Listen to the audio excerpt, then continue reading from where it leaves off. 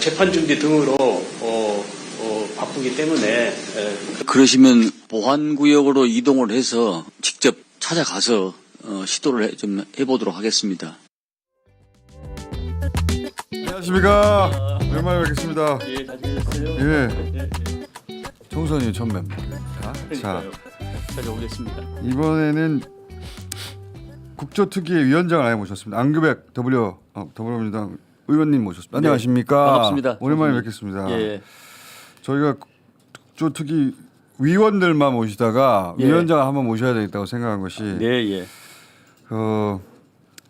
청문회 보면서 제가 그런 생각을 하게 되는데 예. 이번 계엄 청문회에 있어서는 그 계엄 국민에 있어서는 의원들이 기자구나. 예. 의원들이 탐사 기자야 보니까 지금 역할이 의원들이 그 계엄의 최전선에 있었고 의원들에게 제보가 다 모이고 그리고 의원들이 전문가들이다 보니까 의원들이 탐사 기자네 지금. 아무래도 우리 국방위를 오래 하신 분들은 군에 대한 인맥과 정보력, 그다음에 상황 판단 이런 것들이 집약적으로 돼 있고 그걸 분석할 수 있는 능력과 식별할 수 있는 이런 판단력이 예. 다른 상위보다는 좀 뛰어나기 때문에 게다가 거기에 주요 제보들이 다 모이니까 그렇습니다. 예, 보통 이제 국회하고 언론의 역할은 국회가 문건을 확보하고 예. 언론이 그걸 베이스로 취재하고 예. 그러면서 그 보도가 이루어지는데 이번에는 의원들이 기자들이 했던 역할, 제보자를 만나고 취재하고 사실관계를 확인하고 이거를 다 하고 언론은 그걸 받았을 뿐이에요 지금. 그리고 군의 주요 사령관들이나 종사자들이 오랜 동안 계속 인연을 맺어서 일을 했기 때문에 그 드러나지 않는 세밀한 그 속살까지도 다 볼 수가 있고 그 속살이 진위 여부까지도 판단할 수가 있고 식별할 수가 있기 때문에 상당히 실효적 또 일반 법원에서 증거로 채택되거나 또 그 채증을 돼서 제출되는 경우도 상당히 많다고 생각하고 있습니다. 이게 국회에서 밝혀낸 정도만 지금 검찰 수사가 나가 있지 국회가 못 밝혀낸 거를 수사가 나간 진도가 안 나오고 있어요. 그래서 지금 국조특위 연장이 지금 일반 시청자 국민들 사이에서 지금 나오고 있는 것 같습니다. 더 용기를 갖고 열심히 하겠습니다. 그러니까 국조특위도 연장돼야 될 거. 여기가 수사의 최전선이고 여기서 밝혀내고 결국 검찰에 가서 정리되고 그 정도 수준. 기자들도 여기서 나와서 그걸로 기사화하고 그 정도 수준이라 예전에 뭐 청문회 맹탕이다라고 했었는데 이번에는 아닌 것 같아요. 좀 깊은 내용이 더 앞으로도 더 몇 가지가 더 나올 사항이 있습니다. 이번 제가 이 국조특위를 임하면서 예. 내란죄는 다 증명이 됐는데 예. 내란을 합법화하기 위한 외환 유치 이건 아직 지금 그렇죠. 퀘스천 마크를 달고 있습니다. 예. 이 부분에 대해서 이 부분은 상당히 은밀한 부분이기 때문에 왜냐하면 북한이라는 상대가 있고 예. 그들이 또 협조해 줄 리는 없지 않습니까? 그렇죠. 그래서 그런 부분들까지 하려면 좀 시간이 좀 필요하지 않을까. 아직까지는 그걸 밝혀내지는 못했습니다. 의혹은 있는데 분명히 객관적 여러 가지 그러니까 드론을 공격 도발을 시켰고 예. 드론을 북한에 보내서 오랜 그분의 그 신원을 밝히기는 곤란합니다만은 예. 궤적까지도 다 가지고 있기 때문에 북한에 보낸 궤적까지 가지고 있기 때문에 그리고 오물풍선의 타격 예. 유도 예. 이런 부분들을 구체적으로 우리가 하려면은 좀 시간이 좀 필요하지 않을까. 그러니까 계엄을 합법화하기 위한 외환 유도 이게 그러니까. 굉장히 지금 키거든요.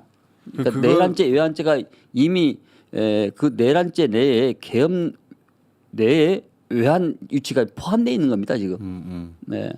그러니까 정말로 계엄을 할 만한 상황이 있었으면 이게 내란이 될 리가 없죠. 근데 그런 상황이 없으니까 내란이 되는 것이고 그리고 자기들도 그걸 아니까 북한이 도발했다고 만들려고 그걸 합법화해서 합법화하려고 계엄을 선포하려고 했던 것이죠. 그렇죠. 그렇게 네. 계속 북한을 자극하는 과정이 있는데 북한이 이제 협조해주지 않았죠. 북한이 반응을 안 해서 예. 외환 유치가 안 된 거죠. 그렇습니다. 그러니까 외환 네. 유치를 하려고 했던 혐의는 있는데 지금 그 대목은 제대로 밝혀지지 않았고 큰 덩어리로. 그렇습니다. 예.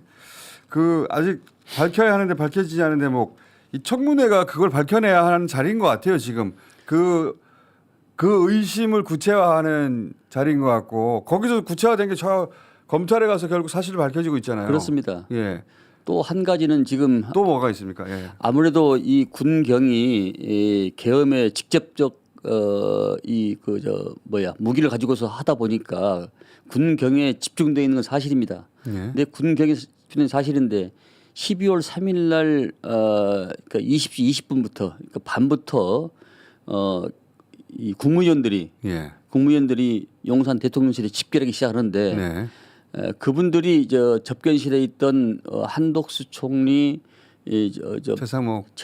최상목, 그다음에 박성재 법무부 장관, 김영호 통일부 장관, 조태영 국정원장 이분들이 아직은 이 국무위원들이 예. 구체적으로 어떤 미션을 가지고 어떤 행위를 했는가 맞아요.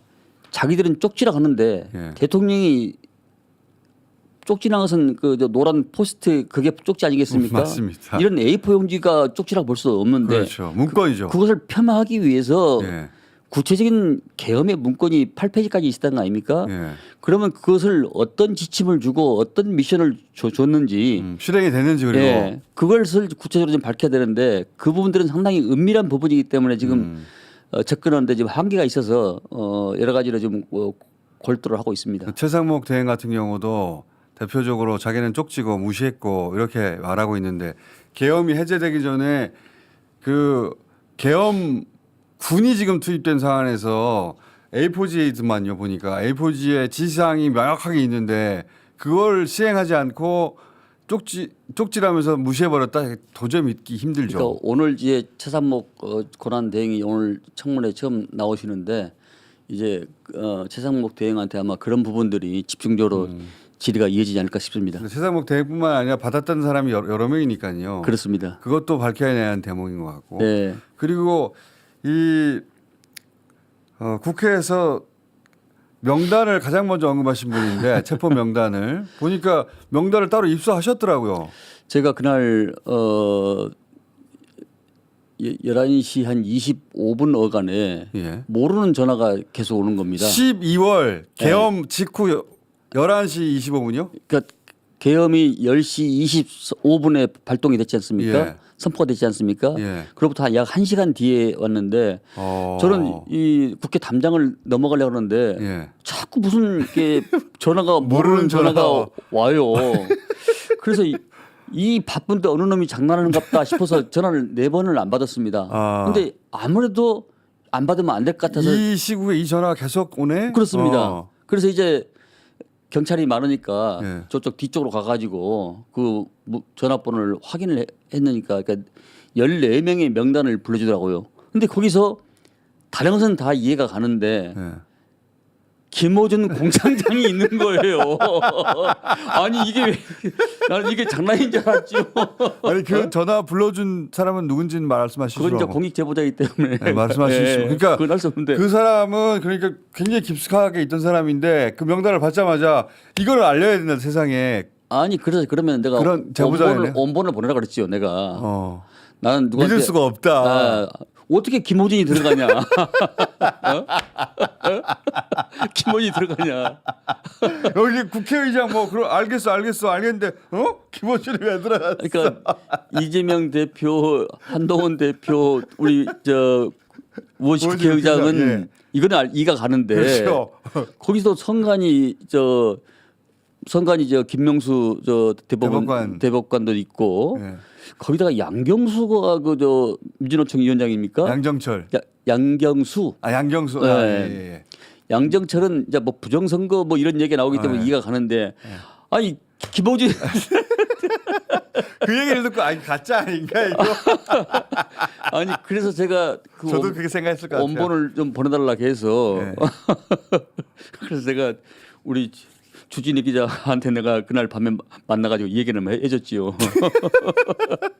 이게 가장 먼저 확보하신 셈이네요. 그렇습니다. 계엄 선포되고 1시간 후에 지금 명단을 확보하신 셈이에요. 예. 그게 누군지는 지금 밝힐 수 없으시고. 그렇습니다. 예. 예. 그래서 그 명단을 이미 진작에 갖고 계셨고. 그러니까 홍정원 차장이 6, 7일 날인가 발표를 하셨는데 예. 그때 발표는 내용 10명 정도인데 한두 명이 약간 다르더라고요. 예. 다르고 그 정확하지가 않고요. 그래서 그 뒤에 이제 제가 14명에 대해서 발표를 했던 것이죠. 예. 그 14명이 확실한 명단이었던 거예요. 그렇습니다. 나중에 확인해 보니까 네. 또. 예. 그러니까 보다 확실한 소스로부터 받으신 거네요. 네, 그렇습니다. 근데 거기에 이제 가장 이해가 안 갔던 것이 김호준 공장장이 계셔가지고. 근데 그 뒤에 또 보니까 이 여론조사 꽃을 그러니까 이 국회와 중앙선거관리위원회는 우리 그렇다고 쳐요. 특전사와 예. 그저 수방사가 예. 난입을 했지만은 여기는 행안부가 책임을 맡았더라고요. 행안부가.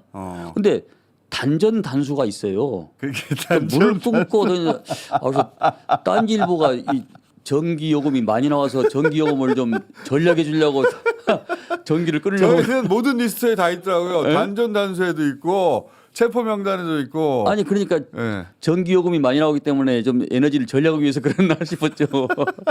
이것은 지금이니까 웃으면서 이야기하죠. 단전 단수. 5.18 광주 민주화운동 때도 5공화국 때도 단전 단수는 없었습니다.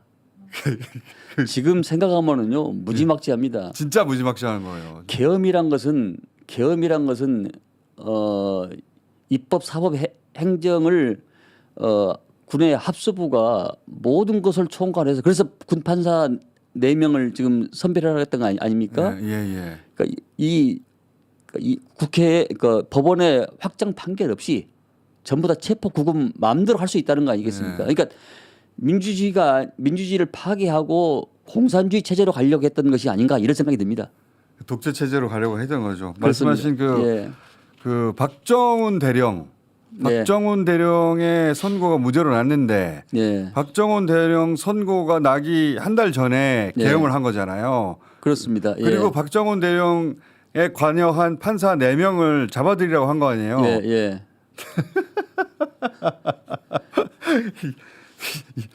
이 명단을 누가 작성했는지도 꼭 밝혀내야 됩니다. 하필이면 저희처럼 조그만 여론조사 회사로도 조그매요. 저희 조그만 여론조사 회사를 굳이 또 나중에 박선원 의원이 밝힌 바에 의하면은 거기 수류탄을 싣고 왔다는 거잖아요. 그러니까 그날 무기고에서 예. 탄약고에서 불출. 그러니까 일단 밖으로 나온 실탄이 공포탄, 고무탄을 포함해서 20만 2,500발입니다. 누구한테 무엇을 하려고 이렇게 그러니까요. 어마무지하게 실탄을 밖으로 가지고 왔는지에 대해서도 명백히 그렇죠. 물론 타에 탑재하고 있었습니다마는 예. 그런 것들이 유사시에 쓰려고 차에다 그렇죠. 탑재하지 않겠습니까?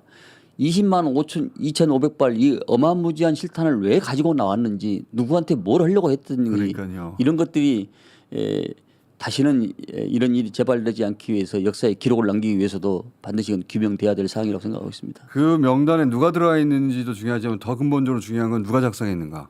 명단을 대한민국 4천만 중에 골랐을 거 아닙니까? 이거는 생사를 가르는 명단인데 누가 골랐는지 그리고 하필이면 국회 꼭 가야 돼. 선관위 꼭 가야 돼. 여론조사 꼭 가. 여론조사 꽃을 골라낸 사람이 있을 거 아닙니까? 네, 그 사람이 계엄의 주요 기획자 아닙니까? 네, 명단을 작성하고 그렇습니다. 예, 그 명단을 여러 사람이 추려줬다 하더라도 최종적으로 결정한 사람이 있을 것이고 그 사람이 주요 종사자 수계에 가까운 사람이죠. 근데 누군지 몰라요 저희가 지금. 그것도 밝혀주셔야 됩니다. 알겠습니다. 예. 김어준 꼭 찍어서 여론조사 꼭 찍어서 집어넣는 사람 누군지도. 세상은 둘 이상 알면 비밀이 없는 것이니까요. 언젠가 나올 거라고 봅니다. 둘 이상 알면 비밀이 없는 것이기 때문에 아마 그 부분도 곧 백일하에 드러나라 생각하고 있습니다. 위원장님 또 궁금한 것이 최근에 지금 국조특위위원장이시니까 제가 막 요구사항을 말씀드립니다. 여기서 나와야 되더라고요 결국은. 예. 여기서 나와야 결국 경찰이든 검찰이든 밝혀내게 되고 여기가 기자이기도 하고 보니까 제보의 총 본산이기도 하고 그래서 여쭤보는 건데 그 경호 차장을 구속을 안 하고 있잖아요. 검찰이. 예. 그 경호 차장을 구속시키는 것이 검찰에게 뭐가 나쁜 일인 거잖아요. 지금 보니까. 그렇습니다. 그러니까 이해가 일치하는 거 아닙니까 지금? 그래서 지금 오늘도 지금 경호처장하고 차장하고 오늘 또 나옵니다. 나오는데 지금 곧 있다가 지금 청문을 시작하는데요. 여기서 미리 말하면은 그들이 준비를 하는 시간을 주기 알겠습니다. 때문에 여기서는 좀 말을 삼가하도록 하겠습니다. 어제 구치소까지 직접 가셨는데 예, 안 오니까 불러도 그러니까 내란을 일으킨 수계와 주요 종사자들이 지금 1, 2차 청문회 출석에 지금 않고 있습니다. 네. 그래서 우리 특위위원들이 동부구치소의 김영현 전 장관, 그다음에 서울구치소 윤석열 수계, 그다음에 저 수방사에 있는 여인영 그 전 방첩사령관 이분들 직접 현장 가서 조사하려고 했는데 응하지 않았습니다만은 이 또한 역시 우리 국조위원들이 국민한테 알 권리 차원에서 최선을 다하겠고 또 역사의 어떤 기록을 남기고 다시는 이런 일이 없도록 끝까지 추적할 수 있는 그런 마음의 자세가 필요할 것 같아서 저희들이 현장에 다녀왔습니다. 왜 5선째 국방위원만 하신 겁니까? 국방위원을 5선째 했다는 걸 알고 있는 사람이 이거 제보한 것 같은데 보니까. 그러니까 일본이나 유럽, 미국 같은 나라는 한 분야에 이 천착하는 게 중요합니다. 그러니까 되게 상임위로 옮기지 않거든요. 근데 우리나라는 이해관계에 따라서 상당히 많이 옮겨 다닙니다. 근데 옛날에 DJ께서 스타원이 되려면은 상임위를 환노하고 국방에 가서 정말 밀도 있게 공부를 해라. 그러면 스타원 될 수 있고 다산이 될 수 있다. 찬스가 올 것이다. 예, 왜냐하면 이 사실 국방이란 게 저는 뭐 군 출신이 아닙니다만은 국방이란 게 육군 장군이 해군 용어 모르고 해군 장군이 공군 용어를 모릅니다. 그들만의 사용하는 용어가 다 다르고 군사 용어가 다 다릅니다. 근데 최소한 3, 4년은 공부를 해야 그 분야의 머리와 가슴에서 나오는 얘기가 있을 수 있지. 그 나머지는 입술에서뿐인 이야기가 못 나오기 때문에 영혼에 있는 그런 어떤 그 정책이랄지 이런 게 생산되기가 상당히 어렵습니다. 그래서 이렇게 하다 보니까 한 분야를 했고 또 우리 당 입장에서는 군은 기본적으로 폐쇄성, 보수성 어떤 그 제한적 그런 여건을 가지고 있는 게 군의 속성이에요. 적대성. 근데 저 같은 사람이 군의 표를 좀 가지고 오려면은 한 분야에 좀 오래 해야 되겠다 이런 생각을 갖고 임했습니다. 자, 그렇게 해서 국조특위부터 청문회까지 쭉 지금 오고 계신데 예. 청문회 그 위원장이시더라고. 그 여러 순간 저희가 이제 그 긴 시간을 다 볼 수가 없다 보니까 저희는 비교적 그 방송을 하기 위해서 거의 다 보려고 합니다만 그래도 놓치는 부분이 있거든요. 근데 예. 이제 위원장이시니까 다 봐야 되잖아요. 모든 거를. 왜냐하면 그 여야 공방이 치열하고 예. 또 그 분야에 국무위원들이 17명이 앉아 계시는데 그 순간순간을 놓치면 안 되니까 가급적 저는 그 여러 가지 상황 판단과 또 위기상 조치를 하기 위해서 다 계신데 있습니다. 예. 제가 질문하려고 했던 바는 그거를 쭉 다 앉아 있으면서 야 이거는 정말 제대로 밝혀낸 거다 했던 순간들이 있었을 거 아닙니까? 2차 계엄, 예. 2차 계엄을 시도했다는 거. 그것은 그러니까 12월 4일이죠. 새벽 1시 1분에 국회에서 계엄 해제를 했는데 불구하고 1시 16분부터 1시 47분 이 어간 사이에 윤석열 수계, 김용현 전 장관, 그다음에 인성환 국정원 2차장, 최상복 장관 보좌관 이런 분들이 지휘통제실 결심실에 들어갑니다. 박한수 계엄사령관까지 다섯 들어가는데 합참에 들어가는데 그 결심실에서 여러 가지 아직 한 10명 정도 앉아 있는 이 결심실에서 여러 가지 그런 행위가 많이 벌어진 일이 있습니다. 그것은 바로 박한수 계엄사령관이 2차 계엄을 시도했던 그 정황 증거가 바로 군인들이 복귀하지 않고 KBS 인근 여의도 공원에 일단의 군 세력이 있었고 저희도 바로 가지 않고 근처에 있었어요. 아 그러셨어요. 예, 여론조사 꽃에 왔던 군인도. 그리고 성산대교 북단에 또 기백 명의 군 세력이 있었고요. 그리고 아시다시피 그 육군본부에서 장성 13명 영관급 21명이 34명이 네. 34명이 대기하면서 서울로 올라옵니다. 34명이. 그렇죠. 예. 3시에 출발해서 올라오다가 3시 반에 다시 복귀를 하지만은 계엄 해제됐는데 새벽 3시에 올라오죠. 그렇습니다. 예. 예. 그리고 이진우 계엄 사령관이 이진우 수방 사령관한테 준비가 돼 있냐? 더 몇 명 더 출동할 수 있냐? 이것까지도 확인했고. 그래서 52사 몇 명, 56사 몇 그렇습니다. 명. 예. 그리고 이사단에도 전화를 해서 증언할 수 있냐? 예. 이것까지 다 확인을 했고 뭐 이런 부분들 이런 부분들이 2차 계엄을 시도했던 여러 가지 정황 증거들이 지금 속속 이게 전부 다 계엄 해제된 이후에 일어난 일이거든요. 그렇습니다. 그러니까 새벽 1시 1분에 해제가 됐는데 1시 16분부터 47분까지 그 지휘통제실에 들어가서 그런 지시들을 했다. 했죠. 그 이진우 사령관한테는 윤석열 수기가 내가 계엄을 2번, 3번 선포하면 돼. 되니까. 계속 밀어붙여. 계속해. 이렇게까지 지금 진술이 나왔지 않습니까? 그리고 국회에서 했던 진술과 법원에서 했던 진술이 상반된 진술이 꽤 많이 나오고 있습니다. 그런 것들이 상당히 성과가 있었다. 이렇게 평가합니다. 예전에는 청문회는 대부분 맹탕이었거든요.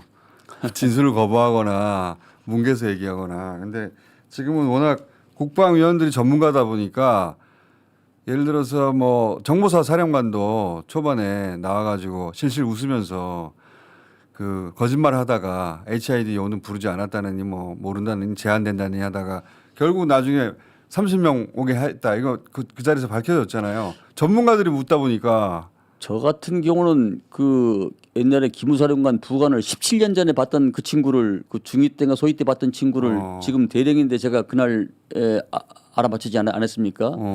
17년 전 얼굴 두상이 그대로 있길래 언제적 어디서 근무한 사람이 아니냐고 제가 물어봤던 것이죠.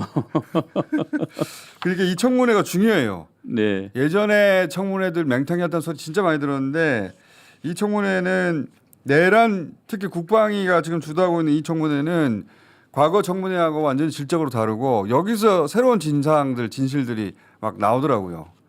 그러니까 우리 청문위원들도 고생을 많이 하셨고요. 또 긴장을 끈을 놓치지 않고 다시는 역사에 이런 비극적이고 이런 일이 있어서는 안 되게 돼야 되겠다 이런 각오와 결기로 지금 임하고 있습니다. 위원장님 잘해 주십시오. 네. 예. 위원장님도 돌아가실 뻔했잖아요. 민주당 의원들 대다수 끌려갔을 거 아닙니까? 계엄 성공했으면. 저는 그날 김어준 공장장 이름이 있길래 그거 진짜 미스테리야. 누가 넣었지 이거? 그것도 밝혀주십시오. 자, 오늘 여기까지 하겠습니다. 감사합니다. 네, 고맙습니다.